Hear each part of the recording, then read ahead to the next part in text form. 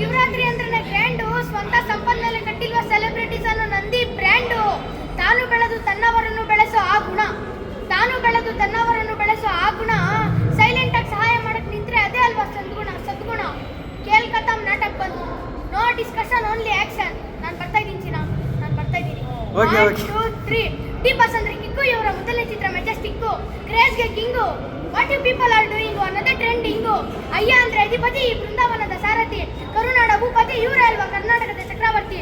ಜಾಗ ಯಾವುದೇ ಇರಲಿ ಹೇಗೆ ಇರಲಿ ಕೈಕಾರ ಹಾಕಿಸ್ಕೊಳ್ಳೋ ಏಕೈಕ ನಟ, ಕನ್ನಡದ ಕಲಾವಿದ, ಕುರುಕ್ಷೇತ್ರದ ದುರ್ಯೋಧನ, ಈ ಕಲಿಯುಗದ ಕರ್ಣ. ಅಕ್ಕಿಗೆ ಬತ್ತ ಕವಚ, ದಾನಕ್ಕೆ ಧೃತ ಕವಚ, ಕನ್ನಡಕ್ಕೆ ಕ್ರಾಂತಿವೀರ ಸಂಗೊಳ್ಳಿ ರಾಯಣ್ಣನೇ ಕವಚ. ಸುಟ್ಟರ ಇಟ್ಟಿಗೆ ಗಟ್ಟಿ, ಚಾಲೆಂಜ್ ಅಂದ್ರೆ ದಾಸನ ಗುಂಡಿಗೆನೆ ಗಟ್ಟಿ.